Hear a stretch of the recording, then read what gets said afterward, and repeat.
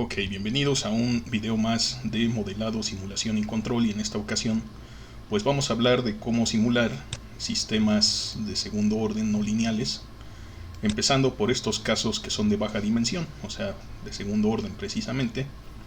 Y aquí tenemos el péndulo simple, que para nosotros es muy conocido, lo hemos estudiado mucho en esta serie de videos. Y pues este péndulo simple, estas son sus ecuaciones diferenciales. Y aquí tenemos una representación de las trayectorias del sistema. Llegamos a esta conclusión en las clases presenciales por el método del uso de las isóclinas. El método de las isóclinas, creo que lo dije al revés.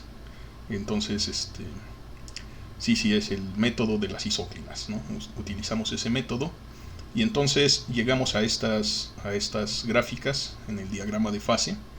Por supuesto, es una representación del espacio de estados de este sistema de segundo orden. La posición y la velocidad aquí las tenemos como ejes coordenados. Este es el plano fase, pero al mismo tiempo es el espacio de estados. Y estas son las trayectorias del sistema, las curvas integrales de su campo vectorial. Entonces, aquí tenemos por una parte este péndulo simple cuya ecuación es no lineal. Y tenemos otro sistema también muy interesante, que es el oscilador de Van der Pol. Tiene esta ecuación. Si observamos, esta ecuación se asemeja un poco a la ecuación de un sistema masa-resorte amortiguador, en la cual pues la masa fuera unitaria, el resorte unitario y el amortiguamiento no lineal. O sea que digamos que un sistema masa-resorte amortiguador equivalente sería como x dos puntos más una constante, en este caso mu. X punto sería el amortiguamiento, más X, o sea, si K también vale 1, igual a 0. Pero esta ecuación es lineal. Aquí vemos este término no lineal en el amortiguamiento. Entonces, este término le induce un comportamiento bastante interesante, bastante peculiar. Bueno, nosotros lo podemos pensar de forma mecánica porque hemos estado trabajando en este curso con puros sistemas mecánicos. Este sería, digamos, una idea cercana, el oscilador armónico, sistema masa-resorte, por supuesto con un amortiguamiento, pero en este caso tenemos un amortiguamiento no lineal.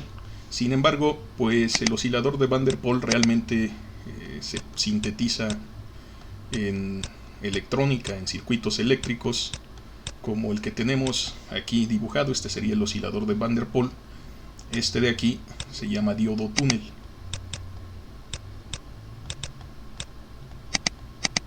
Y tiene un efecto de variar negativamente su resistencia, pero en cierta parte de su curva característica. En general, los diodos tienen curvas características de voltajes contra corrientes. Entonces aquí tendríamos el voltaje del diodo contra la corriente del diodo. Y en general, estos dispositivos, eso se ve en un curso básico de electrónica, tienen curvas parecidas a esta, que son las curvas de la ecuación de Schottky. Y tenemos el efecto Zener acá del lado izquierdo del voltaje. Cuando excedemos cierto voltaje negativo, cierto voltaje de polarización inversa, se presenta ese voltaje de Zener.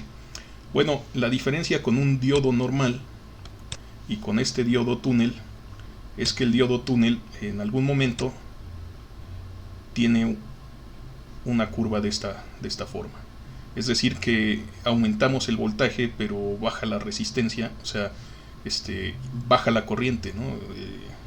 Es un efecto, digamos, poco común en ese sentido. Entonces tenemos aquí una especie de curva cúbica, por así decirlo. Por supuesto no es cúbica, simple y sencillamente tiene esa figura, y eso genera localmente la idea de una resistencia negativa. Entonces, con una resistencia negativa, la energía almacenada dentro del diodo es liberada hacia el circuito, y entonces esto tiene importantes efectos. Sin embargo, en este curso no hemos analizado, y tampoco es el objetivo, analizar dispositivos electrónicos como este diodo túnel. Este sería un dispositivo electrónico. Tampoco hemos analizado este tipo de circuitos porque este tipo de circuitos, sin el diodo túnel, con otras, o sea, solo resistencias, inductores, capacitores, se ven en hay cursos enteros de análisis de circuitos eléctricos que todo estudiante de ingeniería moderna, ¿verdad? En mecatrónica, por ejemplo,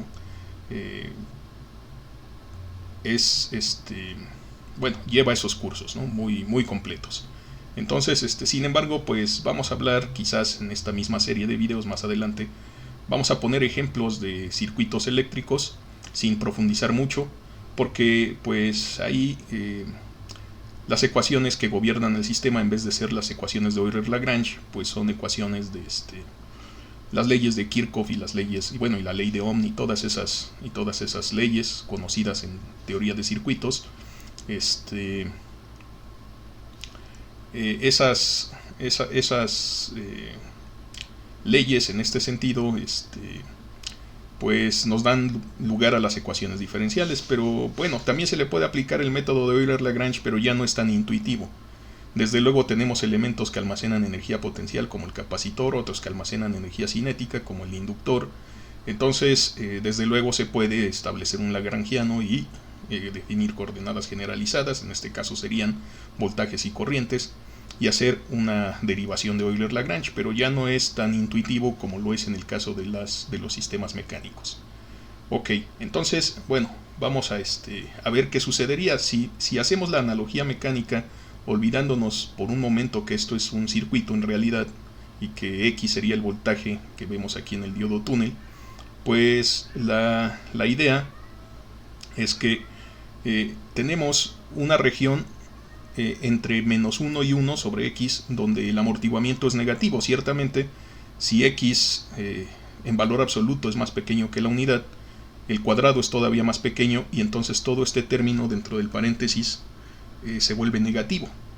Y entonces, si tenemos un término negativo de amortiguamiento, pues va a suceder lo que veíamos en la clase pasada: el sistema va a ser inestable, va a generar espirales que salen, ¿verdad?, del origen.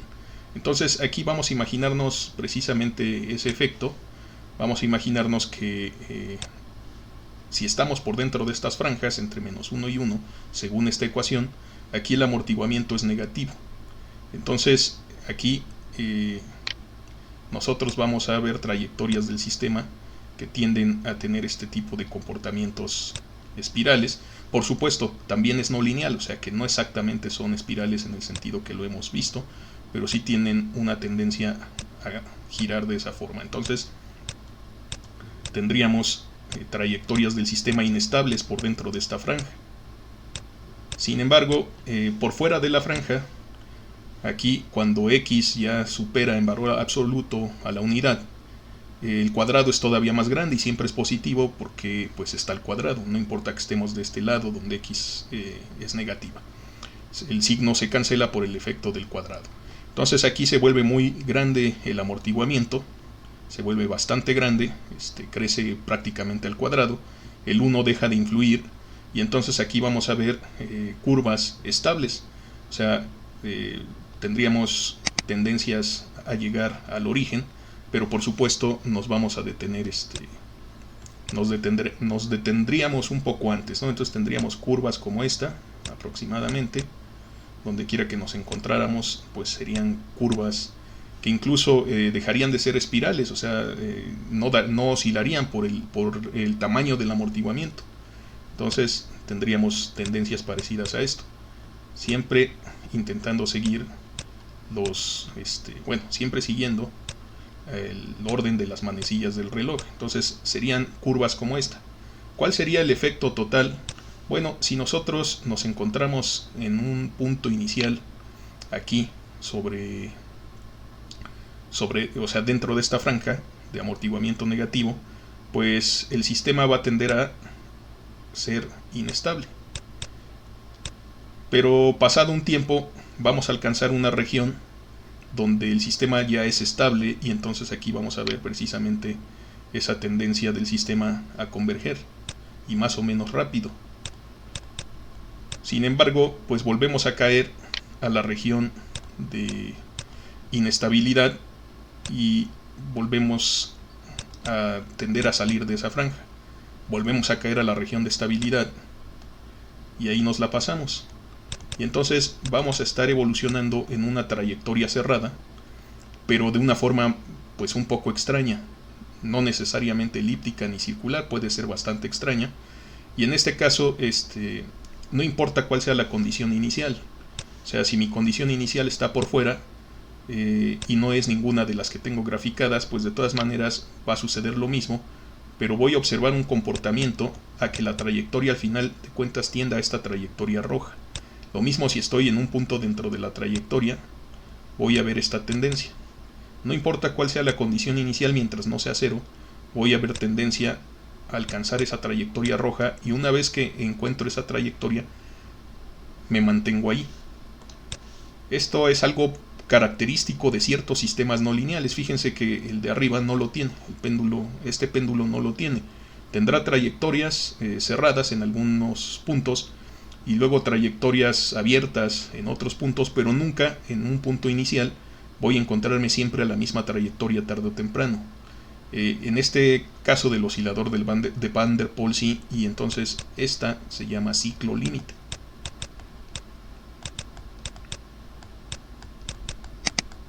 Y entonces la señal que se genera, digamos X contra el tiempo, pues va a ser una oscilación de alguna forma, no necesariamente senoidal, aunque se puede parecer, pero pues pueden ser oscilaciones así raras, de formas extrañas, pero va a tener siempre una amplitud constante y una frecuencia constante. Entonces se generan osciladores muy robustos por medio de este método del oscilador de Van der Pol. Entonces, pues en electrónica se busca mucho para generar pulsos de reloj estables, pues osciladores que sean de ciclo límite, no necesariamente los de Van der Pol, pero pues puede ser.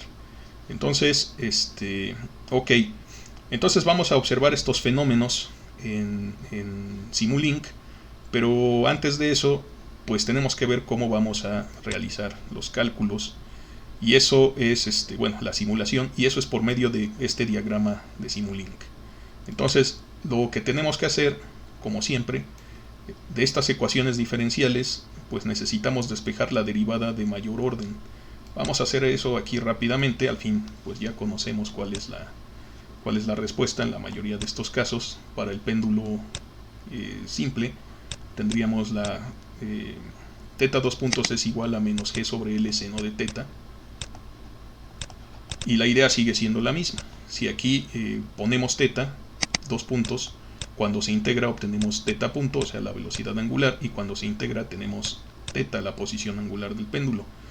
Por estas líneas de señal estamos retroalimentándolas, y aquí a que se llama multiplexor, así se le llama en Simulink, combina las señales, pero pues aquí vemos que llega la señal teta punto, o sea la velocidad angular, y arriba teta.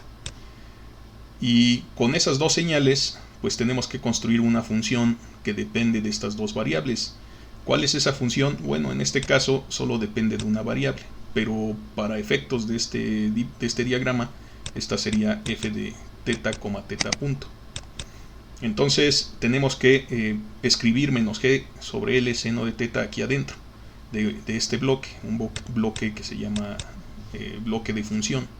Entonces, cuando nosotros le hagamos doble clic aquí en Simulink a este bloque, pues tenemos que programar esta ecuación. Pero desde luego en lenguaje de computación, entonces nosotros podríamos escribir menos g por, o sea, es con el asterisco, seno de, bueno, y en MATLAB es en inglés, seno de teta. Aquí vamos a ver ahorita por qué escribo U1. Todo esto desde luego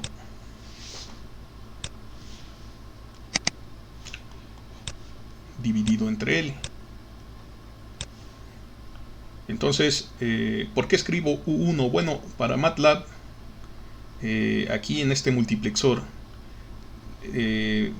recordemos que estos nombres teta punto, teta 2 puntos, se los ponemos nosotros, es lo que para nosotros significa como usuarios, pero para MATLAB simple y sencillamente son una señal. Entonces aquí cuando nosotros las ponemos aquí en este multiplexor, a la primera entrada de este multiplexor se le asocia el nombre U1, a la segunda entrada se le asocia el nombre U2. Entonces para MATLAB aquí adentro, pues en vez de teta, pues existe U1, porque es lo que para nosotros representaba la salida de este sistema. Entonces vamos a hacer este diagrama de bloques en Simulink, pero antes pues vamos a hacer el mismo procedimiento para la ecuación de Van der Pol. Entonces, si nos damos cuenta, pues lo único que tenemos que hacer es despejar. Aquí ya es muy sencillo.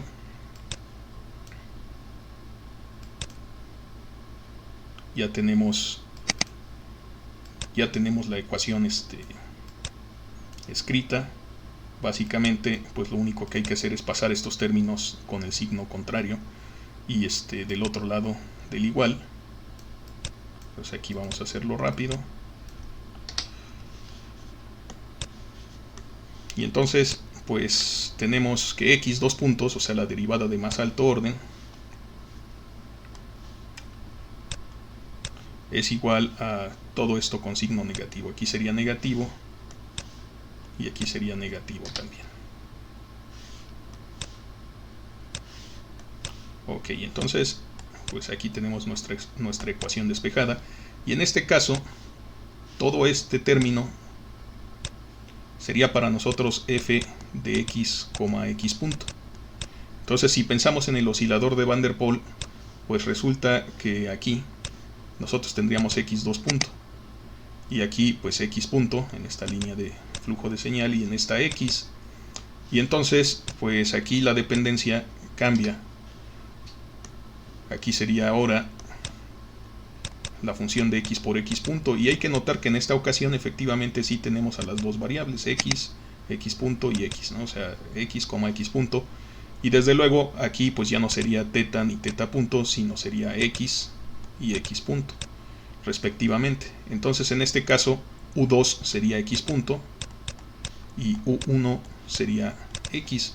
Entonces al escribir esta ecuación en términos de MATLAB, pues sería menos mu. Por supuesto no tengo una letra mu, aquí voy a imaginar que sí la podría escribir con un teclado de computación. Mu por, bueno, vamos a hacerlo explícito, vamos a ponerlo así, mu, eso sí lo podemos escribir. Mu por x, bueno, x dijimos, U1, entonces sería U1 al cuadrado menos 1, cerramos paréntesis, multiplicamos por U2 menos U1. Eso es lo que tendríamos que escribir en este bloque de la función, en este tipo de diagramas de flujo, de bloques, perdón. Entonces, en este caso, pues ya es no lineal. Nos damos cuenta que efectivamente aquí tenemos, para empezar, pues una señal, bueno, una función seno, eso es no lineal. Aquí tenemos un cuadrado, eso también es no lineal. Entonces,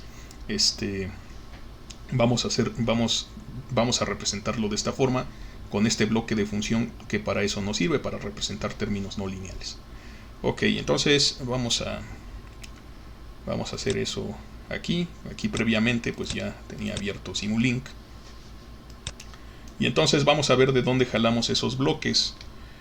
Vamos a hacer primero el del péndulo simple. Entonces pues ya sabemos los integradores pues están en la parte de los bloques comunes. Aquí los podemos ver. Tenemos un integrador, ponemos otro, los conectamos entre sí. Ok, ahí está. Ahí están conectados los dos integradores. Y tomamos un multiplexor, también lo vemos aquí, está dentro de los bloques comúnmente usados, pero si no, hay que recordar que está aquí donde dice Signal Routing. Ahí es su lugar, digamos, original, aquí lo tenemos. Entonces, de cualquiera de los dos, pues el bloque se comporta igual. Aquí tenemos efectivamente dos puertos. Desde luego le podemos poner más puertos. Si le hacemos doble clic a este símbolo de multiplexión, le podemos poner, no sé, 10 entradas. Y aquí pues lo podemos hacer más largo para que lo podamos ver.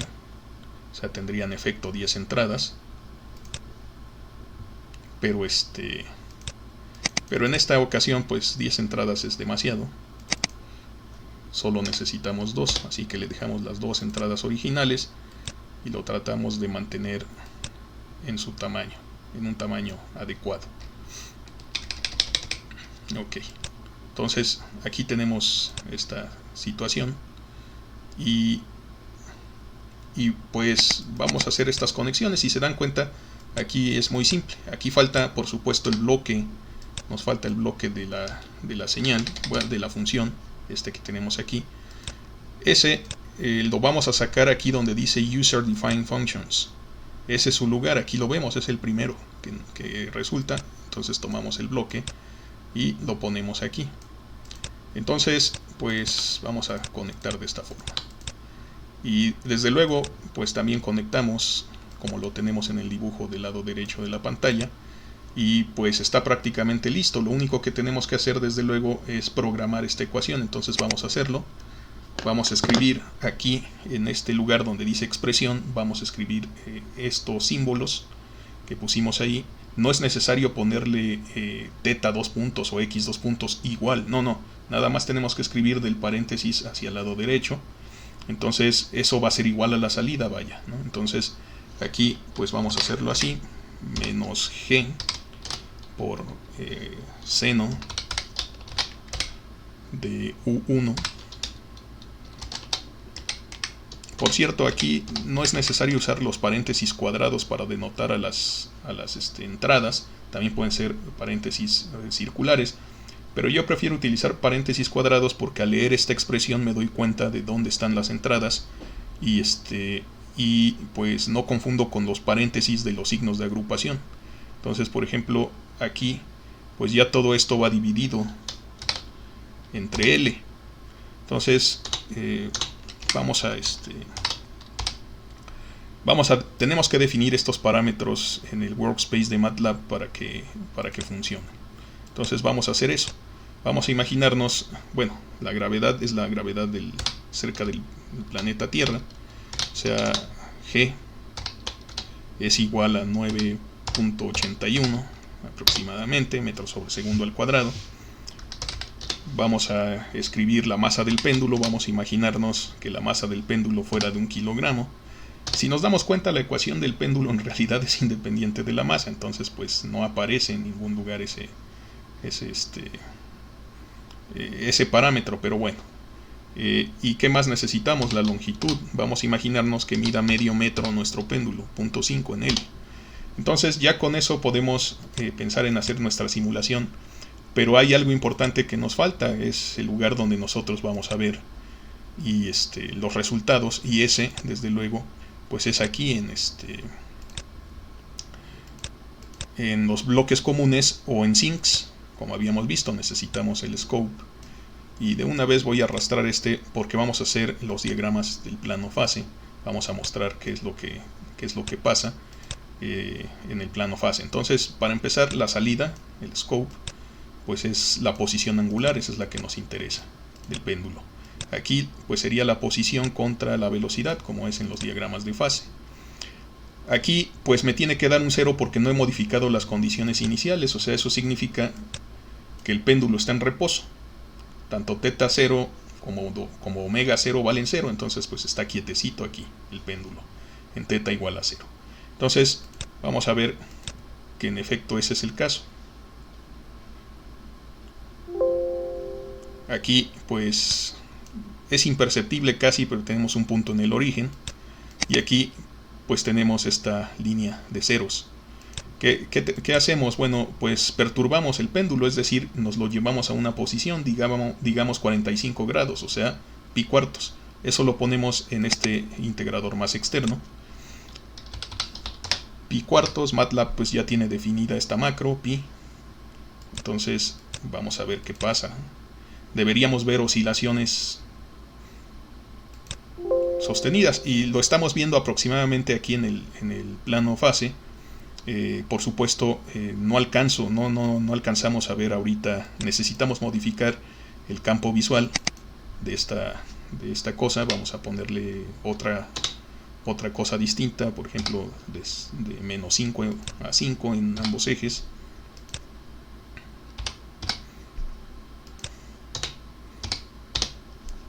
¿Y qué pasa con el scope? Bueno, sí me deja ver qué está pasando, pero otra vez está poligonal. Entonces, una buena práctica es siempre venir aquí, seleccionar el engrane y cancelar el límite de datos para que nos grafique todos los que sean. En las computadoras actuales no debería ser ningún problema. Y aquí pues tenemos que cambiar el método de resolución. Voy a cerrar esto otra vez para que veamos que originalmente teníamos el OD45. Entonces vamos a ponerle el OD4 y ese es de paso fijo. Entonces aquí cambiamos a paso fijo. Ponemos aquí una milésima, ese sería nuestro paso, nuestra resolución, nuestro paso de integración, y el OD4. Entonces vamos a aplicar los cambios y vamos a volver a simular. Entonces aquí ya vemos uno de estos elipses que aquí dibujé. Pues así por recuerdo, vaya, o sea, lo hice sin precisión, quiero decir, pero aquí ya vemos uno de esos elipses. Y aquí desde luego lo que vemos pues es la oscilación del péndulo. Si nosotros aumentamos desde luego esta condición inicial y ahora le ponemos por ejemplo pi medios, pues vamos a ver oscilaciones más grandes. Desde luego, aquí ya no fue suficiente y aquí las oscilaciones pues ahora son de pi medios a menos pi medios. Entonces pi medios siendo aproximadamente 1.5, más de 1.5, poquito más, y menos pi medio siendo menos de 1.5. Entonces, sin embargo, ¿qué pasa si nosotros le diéramos una trayectoria, vamos a decir, poquita deflexión o incluso cero? Es decir, tenemos el péndulo aquí colgado, pero imaginemos que le ponemos un batazo a ese péndulo, un golpe, algo muy fuerte, y lo hacemos girar. Entonces, como no hay amortiguamiento, si la energía es suficiente, pues va a girar para siempre. Y entonces aquí vamos a ver cómo el ángulo crece. Eso significa que tenemos que seleccionar una condición de velocidad inicial algo grande. Vamos a ver qué pasa si le ponemos 1, o sea, sería un radián por segundo. A lo mejor no es suficiente, vamos a ver qué pasa. Parece que solo oscila, todavía oscila, o sea, le pusimos un golpe aquí a este péndulo, pero solo lo movió tantito. Bueno, yo creo que 2 pi radianes por segundo, o sea, toda una revolución por segundo, es suficientemente alto. Entonces vamos a ponerle eso, 2 pi radianes, o sea, 2 pi. Vamos a ver si tuve razón. No, todavía está oscilando, o sea, le puse una velocidad bastante grande, pero el péndulo todavía estuvo oscilando, y de hecho podemos ver aquí que pues no llega a los 2 radianes, ¿verdad? O sea, se pasa,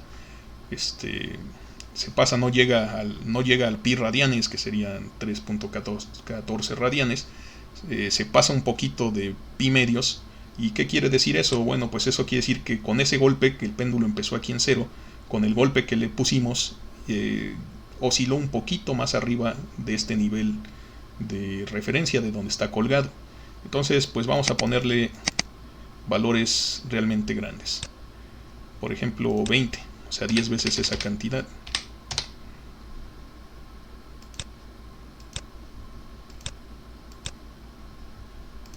Ahora sí.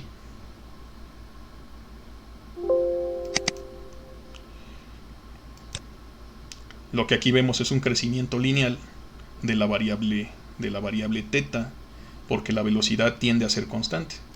Entonces aquí pues le estamos poniendo un golpezote, y ese golpe pues es suficiente, es bastante fuerte para mantener esto girando para siempre, porque es un sistema ideal, o sea, porque no tiene amortiguamiento. Desde luego en la realidad pues íbamos a ver que da varias vueltas durante un rato, pero luego empieza a quedarse a ser cada vez más lento hasta que termina por solo oscilar, o sea, decae a estas curvas de aquí. Pero cuando le ponemos una condición inicial suficientemente grande, nos vamos sobre una de estas trayectorias.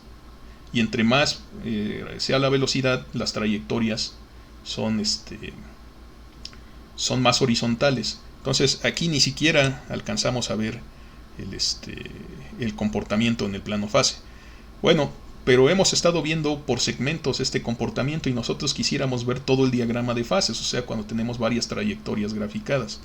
Para hacer eso, vamos a este diagrama, vamos a mandar la información que nos calcula aquí al workspace. Y eso lo podemos hacer con los siguientes bloques. Aquí tenemos precisamente donde dice Sinks, tenemos que dice sim out to workspace, o sea, va a mandar al espacio de trabajo. Vamos a querer que nos grafique primero que nada pues la posición, pero también requerimos tener uno que nos grafique el tiempo. Bueno, el tiempo necesitamos uno que nos dé el tiempo y necesitamos uno que nos dé la velocidad. Desde luego aquí está. Entonces, ¿de dónde sacamos el tiempo de la simulación? Venimos aquí a donde dice fuentes, sources, y vemos que dice clock.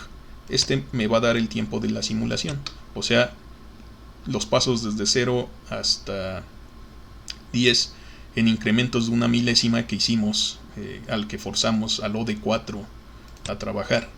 Entonces aquí pues desde luego hay que configurar algunas cosas. Por ejemplo, aquí como queremos que se llame la variable de salida, ángulo, vamos a ponerle así, ang, y pues queremos que nos los dé como un arreglo. Entonces ya vamos a decirle que sí. Aquí vamos a ponerle velocidad angular, vamos a ponerle velocidad nada más, vel, y aquí vamos a ponerle igual, que sea un arreglo. Esos son varios formatos que MATLAB trabaja, pero sí tenemos que decirle cuál es. Y aquí también, ¿cómo se llama esta? Pues tiempo. Y aquí pues lo mismo, un arreglo. Entonces nos va a mandar los datos aquí a esta variable y a este espacio de trabajo, al workspace, y entonces vamos a ver cómo lo hace. Entonces de hecho ya no va a ser necesario que tengamos esta gráfica XY por lo que ahorita les comento. Entonces vamos a variarle la condición inicial a algo conocido, que no sea el caso extremo que acabamos de graficar. Aquí vamos a ponerle 0. Entonces ya sabemos que pues va a oscilar de menos 45 a 45 grados. Ok, vamos a hacer eso. Entonces aquí si nos pasamos al workspace vemos las variables que definimos, ángulo, tiempo y velocidad, y son vectores. Entonces si tomamos un vector y lo graficamos contra el tiempo, nosotros en general pues podemos graficarlo. Algunas versiones de MATLAB me dejan hacerlo directamente aquí con las herramientas que aparecen. Aquí en este caso vamos a hacerlo con un comando, el famoso comando plot. Sería aquí el tiempo, no, disculpe, error de dedo. Aquí sería el tiempo, así se llamó nuestro vector del tiempo, sería la ordenada, perdón, la abscisa, y el ángulo sería la ordenada. Ok, entonces aquí tenemos, ahí se ven nuestras oscilaciones. La ventaja de trabajar aquí de esta forma es que nosotros podemos venir a estas herramientas de la figura y configurarlo para que se vea bonito. Aquí nosotros podemos decirle de qué color lo queremos más rápidamente, qué tan gruesa la línea, o sea, podemos formatear nuestra imagen. Y qué tipo de línea, por ejemplo, si lo queremos en línea, en gráfica de barras, si queremos que sean líneas punteadas, etcétera, etcétera. Entonces, pues es interesante y solo es apretar el último botón que aparece en las figuras. Ahora, pues le podemos poner que queremos ver la retícula, y entonces pues vemos una mejor imagen que la que solo vemos aquí en el scope. O sea, es la misma gráfica, pero con mejor formato. Desde luego se puede hacer también ese formato dentro de aquí del scope, pero hay que hacerlo para cada una de las figuras en cualquier caso. Entonces ya es cuestión de preferencias de cada quien. A mí me gusta más aquí desde el workspace, porque podemos guardar varias imágenes. Entonces, ¿a qué me refiero con eso? Bueno, graficamos el ángulo contra el tiempo, sería esta gráfica. Además, aquí le podemos poner nombres. Aquí, por ejemplo, le podemos poner en el eje X, pues, que estamos viendo el tiempo, ¿no? ¿Y en qué lo estamos midiendo? Pues en segundos. Entonces ya tenemos tiempo en segundos. ¿Qué vemos en el eje Y? Pues en el eje Y estábamos viendo el ángulo. Lo estamos midiendo en radianes. Entonces pues podemos hacer un trabajo más profesional que con solo las gráficas del scope, ¿no? Incluso aquí podemos utilizar algunos comandos de LaTeX, me parece. Por ejemplo, ángulo, vamos a ponerle θ y lo reconoce, θ. Entonces podemos hacer varios trucos, ¿no? Aquí con estas gráficas. Bueno, ok. Entonces vamos a graficar este plano de fases. Entonces pues vamos a graficar ahora lo mismo, o sea, vamos a poner un plot, pero pues hay que recordar, es el ángulo contra la velocidad. Entonces aquí, en vez de tiempo contra ángulo, ahora es ángulo contra velocidad. Así le pusimos a nuestros vectores. Vamos a ver qué resulta aquí. Bueno, tenemos la primera trayectoria del sistema. Vamos a decirle que no la borre, porque vamos a generar más trayectorias del sistema aquí desde Simulink. Entonces la primera fue cuando el ángulo inicial fue pi cuartos, pero bueno, vamos a ponerle 2 veces esa cantidad, o sea, pi medios. Y le decimos que simule.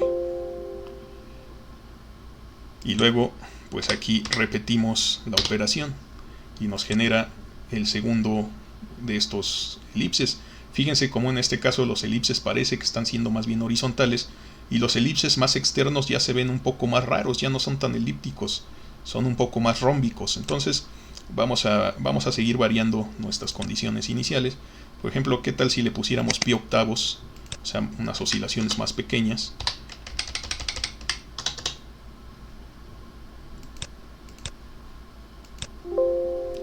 Y volvemos a graficar. Entonces aquí pues parecen más circulares, incluso hacia adentro.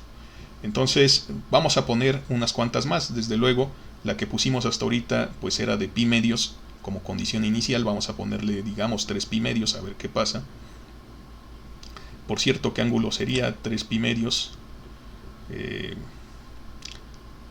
A ver, pi medios le pusimos, vamos a ponerle un poco menos, 3 pi cuartos quise decir, o sea, serían 90 más 45 grados, o sea 135 grados, que empiece por aquí nuestro péndulo, y de ahí lo dejamos libre, y entonces empezaríamos a ver oscilaciones más altas, pero todavía no esperaríamos que diera vueltas o que nos pasáramos al siguiente elipse. Entonces vamos a ver qué sucede si seguimos sistemáticamente aumentando de pi cuartos en pi cuartos. Entonces aquí a partir de aquí vamos a poner puros pi cuartos. Ya llevábamos 2, ahora vamos el de 3 pi cuartos, y graficamos y obtenemos una más. Bueno, vamos a ver qué sucede si aumentamos todavía pi cuartos adicionales a nuestro péndulo. O sea, 4 pi cuartos, pues ya estaríamos en pi, ¿cierto? Estaríamos en la posición invertida. O sea, 4 pi cuartos, en realidad, ¿cuánto es? Es pi. ¿Qué significa? Y eso es importante, tan importante que ahorita aquí lo voy a comentar de una vez. Eso significa que el péndulo está aquí, en esta posición. Como este es un caso ideal y la velocidad inicial es 0, ahí vamos a esperar que esté en otro punto de equilibrio, pero inestable. Pero como es punto de equilibrio, va a estar por aquí, no nos vamos a dar cuenta. Va a quedar solo un punto. Vamos a ver.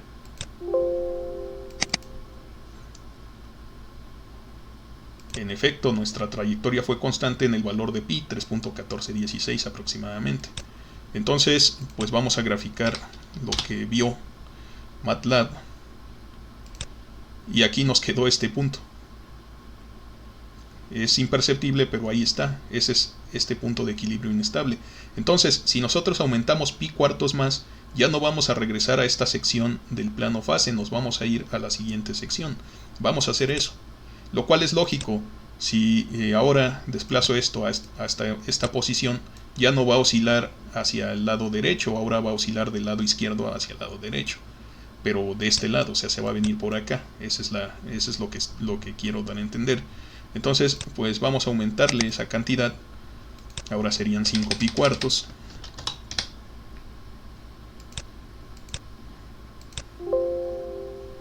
Y lo volvemos a graficar. Y ahí lo tenemos. Entonces, pues podemos generar este diagrama de fases. Vamos a generar unas cuantas más. Y pues voy a generar unas cuantas más y regreso, o sea, regreso a hacer comentario cuando termine. Ok, entonces pues aquí ya terminamos de hacer algunas trayectorias para ciertos valores de ángulos, tanto positivos como negativos, y vemos exactamente el mismo comportamiento. Desde luego esto no tiene fin, o sea, voy a tener este tipo de elipses hacia la derecha y hacia la izquierda, cada múltiplo entero de 2pi sin fin, desde menos infinito hasta infinito en el eje teta. Pero vamos a ver qué sucede con las trayectorias más externas. Entonces aquí vamos a tener que poner condiciones como de menos 10, por ejemplo, aquí, y pues quizás velocidades como de 8, en este caso, aquí las vemos en 8, 10, cosas por el estilo. Pero vamos a tener cuidado porque estamos simulando bastante tiempo, entonces se van a seguir hacia adelante. Pero bueno, vamos a ver ese efecto. O sea, 10 segundos es bastante, digamos, tiempo para las trayectorias que quiero mostrar. Así que, bueno, de una vez voy a reducirlo a 5 un poco. Vamos a ver qué sucede si nosotros le ponemos menos 10,8 de condición inicial. Entonces vamos a ver qué sucede ahí. Aquí sería en la posición menos 10, o sea en el ángulo menos 10 radianes, y 8 positivo en 8 radianes por segundo en la velocidad. Entonces vamos a ver qué sucede. Y vamos desde luego a graficar lo mismo. Entonces aquí está. Sí tenemos este tipo de ondulaciones, pero pues dura demasiado en el tiempo. Entonces le puse 5 segundos. Vamos a ponerle un poco menos de la mitad, que tal 4. A lo mejor queda por aquí. Pero como esta gráfica no la vamos a utilizar para que no descuadre nuestro diagrama de fase, pues vamos a borrarla. ¿Cómo hacemos eso? Abrimos nuestras herramientas, le hacemos clic directamente a la gráfica y le decimos suprimir. Y ya, la borró, como si no hubiera hecho ese cálculo. Entonces vamos a regresarnos y pues con eso podemos corregir el tiempo de simulación. Aquí 5, pues vamos a ponerle un poco menos, digamos 2.2, a ver si con eso es más que suficiente. Y vamos a observar, sí, más o menos, aquí ya la tenemos otra vez, ¿no? Entonces sí estamos observando este comportamiento. Ok, entonces ya que dijimos eso, podemos ponerle la condición contraria, o sea, invertir los signos. Aquí sería ahora la condición inicial, sería 10, y aquí la condición inicial sería menos 8. ¿Para qué? Pues para estar de este otro lado, y vamos a ver el efecto contrario. Entonces vamos a dejar que MATLAB haga el cálculo por nosotros, y aquí tenemos. Entonces vamos a mostrar una más en cada caso, solo para hacer claro el hecho de que a medida que nos alejamos sobre este eje de la velocidad, estas trayectorias son menos oscilatorias y son cada vez más horizontales. Entonces vamos a hacer esos ejemplos, pero también tenemos que medir más o menos el tiempo, o sea, pensarlo. Aquí pues voy a pensar en aproximadamente un segundo de simulación. ¿Con qué condiciones iniciales? Pues de menos 10. Aquí vamos a ponerle, no sé, 15. Entonces vamos a ver. En este primero pues vamos a ponerle menos 10. Y luego vamos a ponerle aquí, dijimos 15 positivo. Esperando que sea suficiente o sea, que sea justamente el tiempo. Si no, pues lo tenemos que repetir hasta que más o menos lo ajustemos. Pero pues vean, aquí pues me faltó un poco, ¿no? Entonces vamos a ponerle un poco más de tiempo.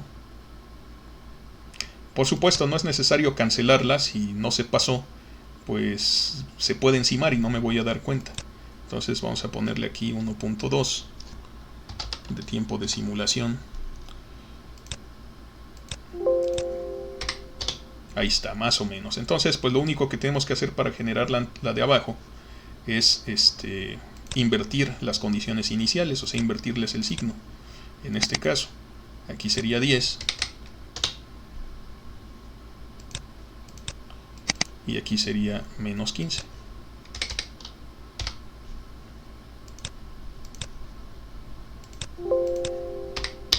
Y aquí la tenemos. Entonces, estos son nuestros diagramas de fase.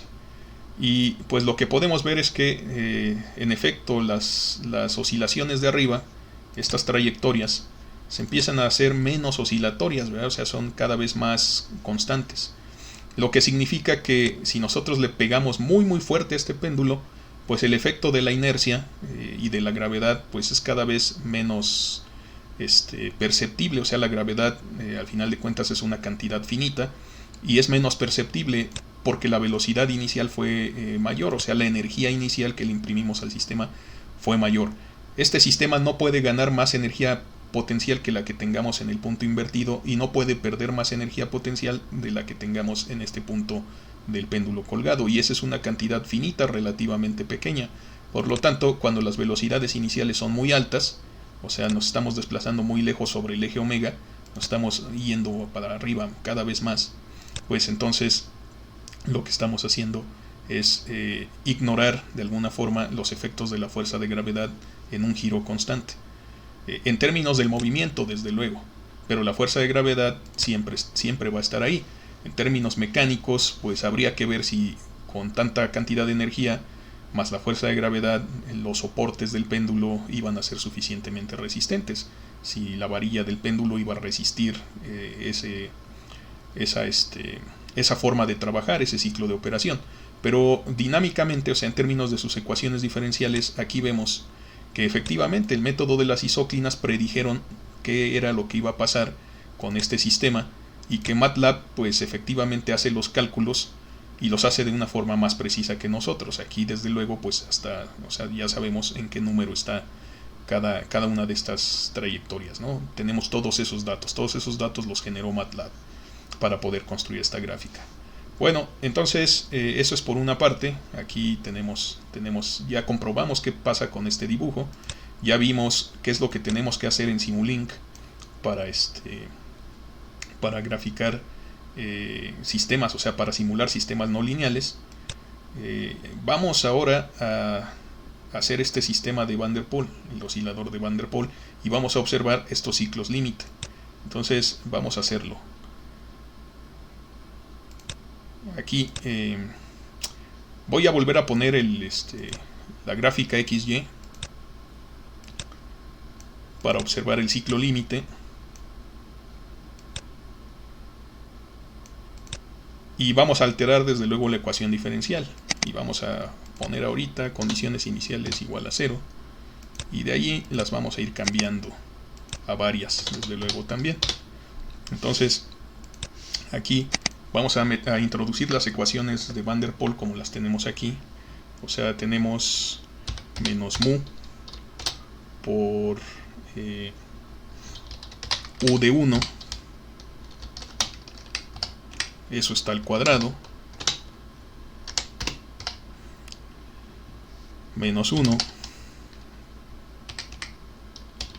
por u2, o sea, la segunda entrada. Y acá nos falta parte de la ecuación, aquí es menos u1.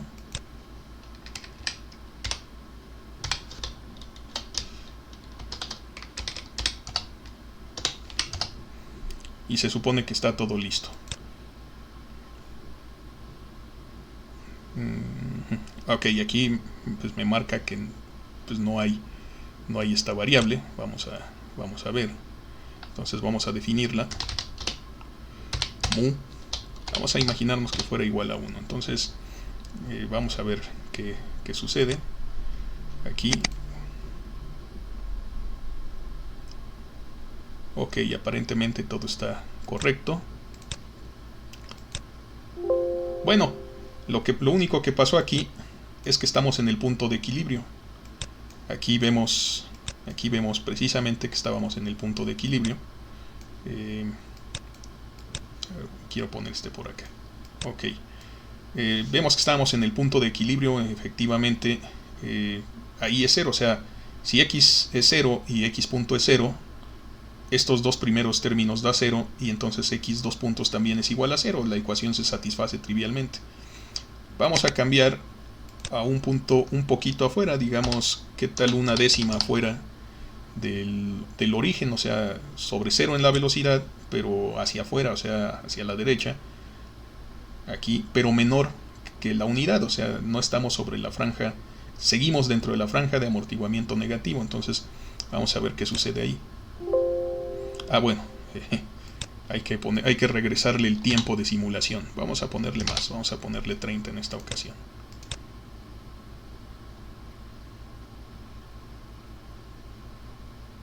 Y pues, nomás que termine, vamos a ver qué tipo de onda nos resulta. Aquí pues parece que es inestable, pero no es inestable. De hecho, este ciclo límite en realidad es estable. Aquí lo podemos verificar con el tipo de ondas que resultaron. Las voy a poner en grande.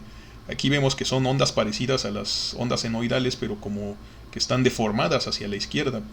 Entonces, son parecidas, pero no son exactamente iguales. Y conforme variemos el valor del parámetro mu, vamos a ver diferentes formas de estas ondas, algunas más cuadradas que otras, algunas más extrañas que otras.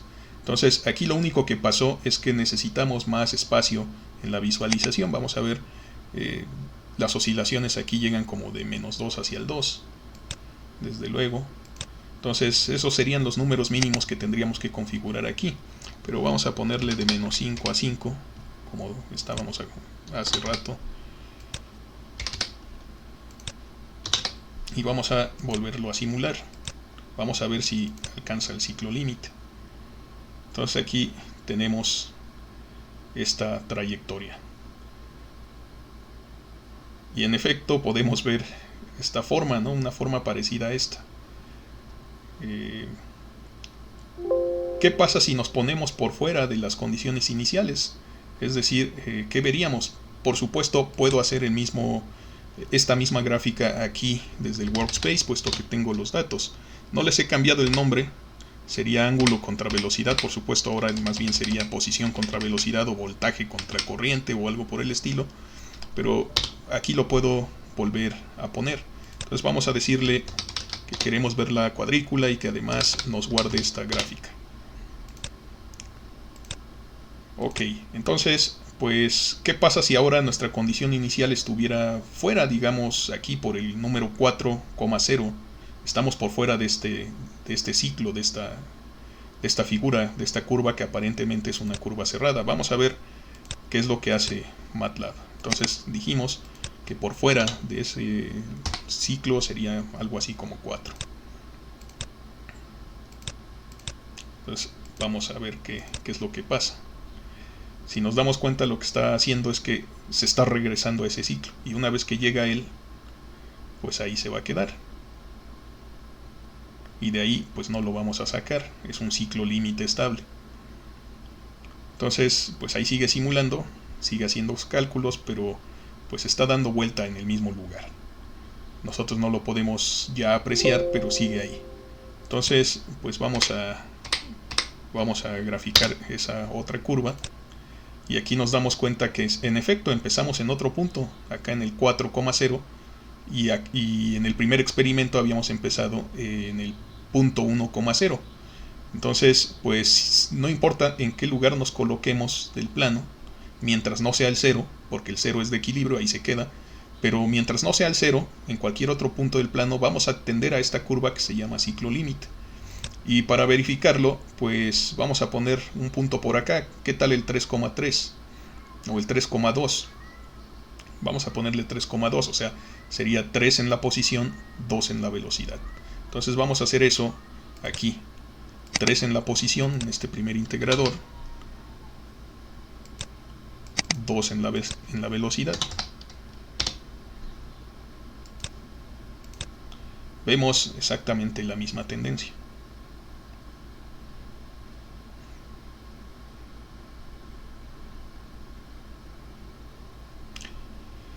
Entonces, pues, ¿qué pasa si ahora ponemos otro punto por dentro del ciclo límite? Pues va a pasar lo mismo. Vamos a tender a ese ciclo límite sin importar sin importar nada más.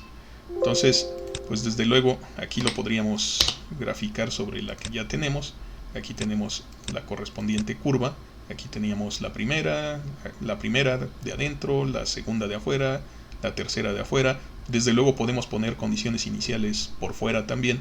Entonces voy a generar unas 2 más y regreso con ustedes. Ok, entonces aquí podemos ver cómo, pues no importa la condición inicial donde la pongamos, siempre tendemos a ese ciclo límite. De hecho, aquí podemos pues ver cada una de las curvas donde empieza y donde termina. Si le cambiamos, por ejemplo, el color, aquí vemos la curva roja, pues al final de cuentas queda sobre el ciclo límite. La podemos quitar y podemos cambiarle el color a alguna otra y a la que queramos. Podemos ver dónde empieza y dónde terminó. Entonces, pues efectivamente aquí vemos esta tendencia. Todas las curvas llegaron a ese mismo ciclo límite. Entonces, pues esa es una característica de estos sistemas no lineales. Este es particularmente el del oscilador de Van der Pol, y esta forma que tiene el ciclo límite, y desde luego la forma de onda, porque pues hay que fijarnos que las formas de onda son iguales. Lo único que cambia es la parte transitoria, dependiendo de mi condición inicial, pero las formas de onda son iguales, de la misma frecuencia, de la misma amplitud, porque llegamos al mismo ciclo límite. Entonces, vamos a cambiar ya por último el valor del parámetro mu, a ver qué pasa. Ahorita mu, pues como ustedes pueden observarlo, vale 1. Vamos a ponerle, no sé, vamos a ponerle que sea igual a 10, a ver qué sucede. Ya no lo voy a graficar aquí en las figuras de MATLAB desde el workspace. Vamos a confiar en ver esa figura desde aquí, desde la gráfica XY. Y entonces, pues vamos a ver qué pasa.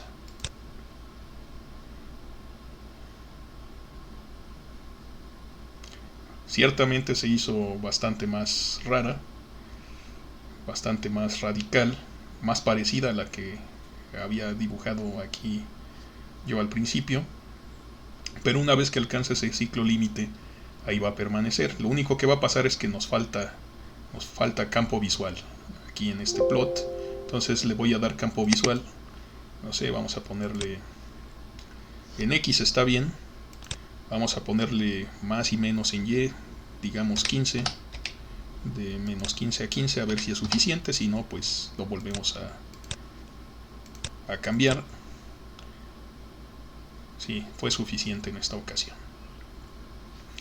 Entonces, sin embargo, no importa cuáles sean los puntos internos o externos. Por ejemplo, aquí fue un punto interno. Empezamos por dentro del ciclo límite. No importa cuál fuera, pues esto no va a cambiar, o sea, va a tender a ese ciclo límite. Entonces, aquí hay que notar que las formas de onda que se están haciendo, como les comenté al principio, son más extrañas. Ya son como más cuadradas. Ya no son tan senoidales, por así decirlo. Entonces, la frecuencia desde luego cambió, ahora tiene menos frecuencia. ¿Qué quiere decir? Que evoluciona más lento este sistema.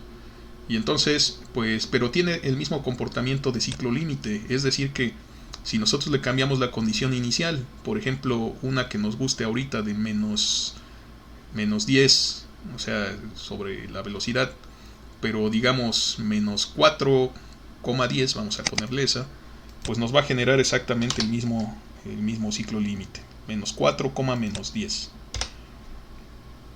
Entonces menos 4 en posición, menos 10 en velocidad. Va a empezar por acá, pero va a tender a la misma curva. Y bueno, vemos el movimiento lento aquí en el tiempo de simulación, porque son fenómenos no lineales, ¿no? Eso quiere decir que al sistema le está costando trabajo llegar ahí. Como vemos, la simulación pues sigue avanzando de forma sostenida, pero pues el sistema se está moviendo lentamente, pero una vez que alcance el ciclo límite va a empezar a evolucionar en el ciclo límite de forma adecuada. Lo único que quiere decir es que aquí faltó tiempo. Vamos a ponerle más tiempo para observar ese efecto.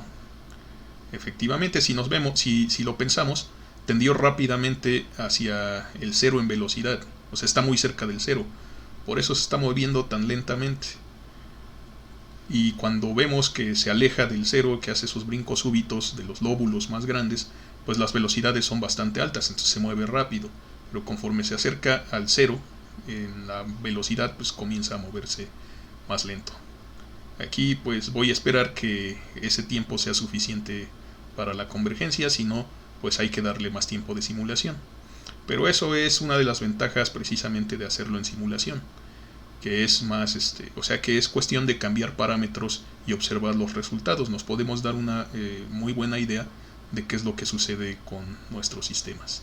Entonces aquí pues ya debe estar por alcanzar el ciclo límite.